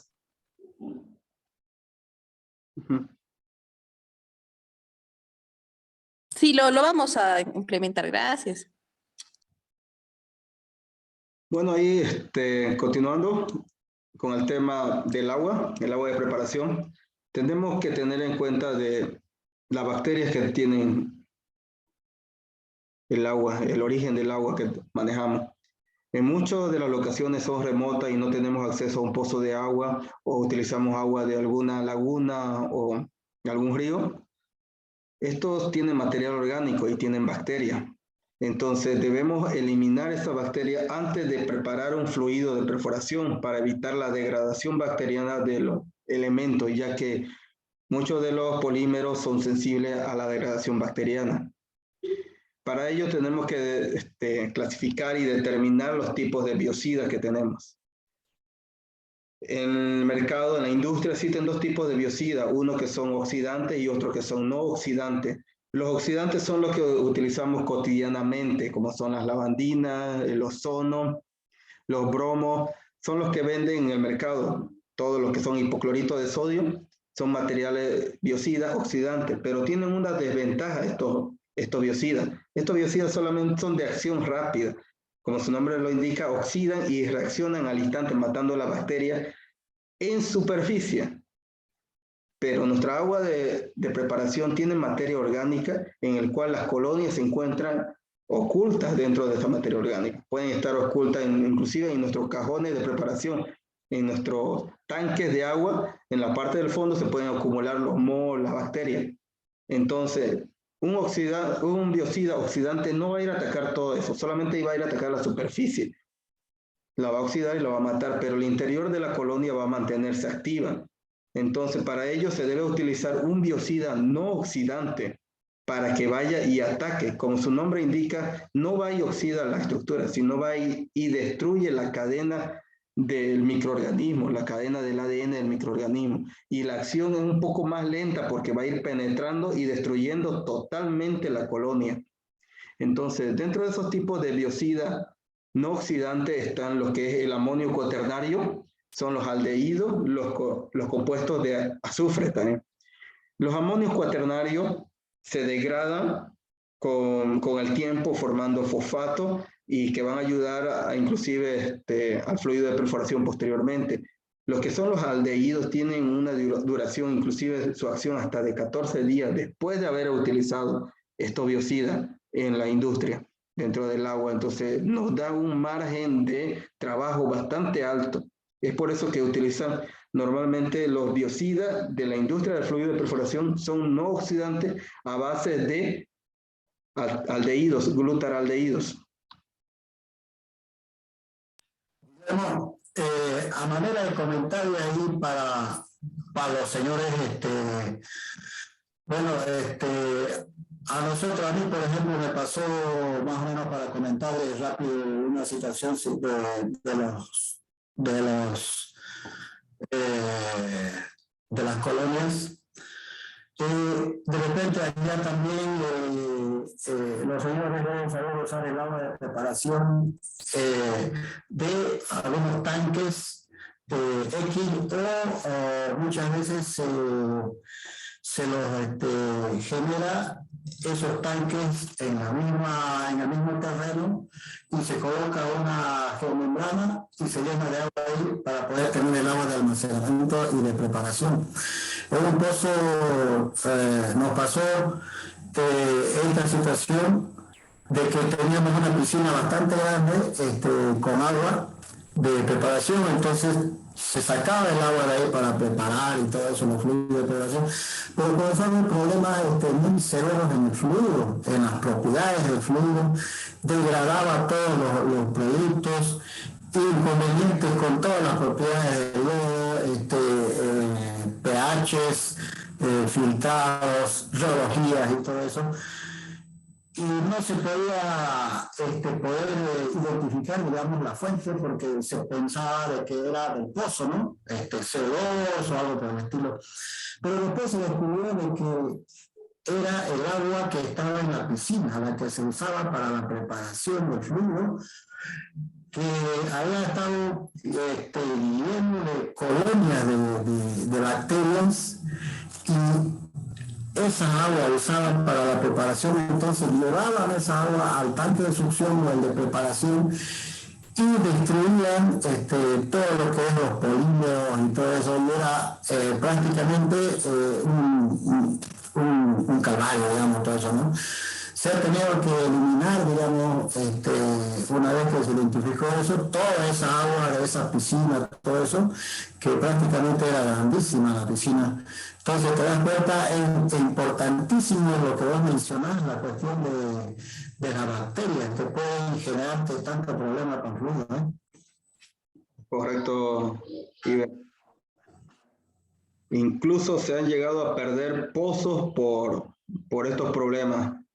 Yo recuerdo cuando tuve en el 2010 en el pozo Aquío, 1001, ahí llegamos a perder una sección, un tramo debido a la putrefacción del lodo, debido a al agua que traían del río, el agua de la quebrada, tenía bastante material orgánico y se fue pudriendo en los tanques de agua. Cuando ya lo utilizábamos para mezclar, para preparar, ya salía con un olor bastante fuerte, pero en esta época utilizábamos lo que era la gilsonita y materiales a base de grafito y se mezclaba con el color y le daba un color negro y no podíamos ver el color negro del agua que ya tenía las colonias. Entonces, al agregar ya el material de control de reductor de filtrado a base de almidón, ya se nos podría, inclusive en las piletas, antes de que ingrese al pozo.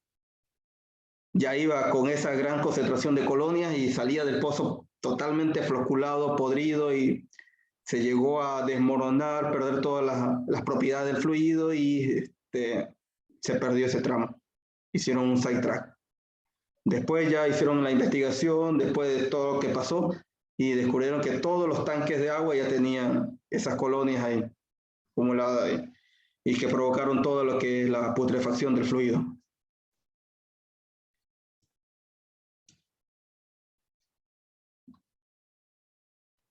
Bueno, yo creo que antes de comenzar antes de continuar, quiero preguntarles si es que tienen alguna duda, alguna pregunta, si podemos dejarlo hasta acá y continuar la siguiente clase para que no se haga más pesado el avance. Sí, por mí está bien. Gracias. No sé el resto, si la siguiente clase, ¿no? Para que ya son las 9:10. Sí, estaría bien. Para no cansarlos mucho, digamos ya, ¿cuánto estamos ahí? Ya, hora y media, un poquito más, ¿no? Hora y media. Sí, sería para el jueves entonces, Fernanda. Por favor. Y bueno, el jueves la veamos hasta qué hora vamos a estar. Sí, no, yo creo pues, que vamos a ir a una visita en unas minas. Yo creo que ya vamos a estar libres para la noche, para el jueves. Lo que eso sí les solicitaría, por favor, si nos pueden pasar esta clase, porque internet a mí, ya, ratos no les he escuchado absolutamente nada. Claro, claro, te lo vamos a pasar todo. Muy amables. Gracias. Ok, muchas gracias a todos entonces. Gracias por asistir. por su tiempo en escucharnos todo lo que es fluido y espero que estén para la siguiente clase para continuar avanzando ya de entrar un poco más en lo que es el diseño y los contaminantes del fluido. Muchas gracias, más bien a ustedes, más bien. Gracias. Gracias, Grupo Jujita. Estamos en contacto. Muchas gracias. Buenas noches. Buenas noches. Cualquier duda, consulta, nos escriben. Muy bien, Buenas noches. gracias. Listo, gracias. Hasta luego. Hasta luego. Hasta luego.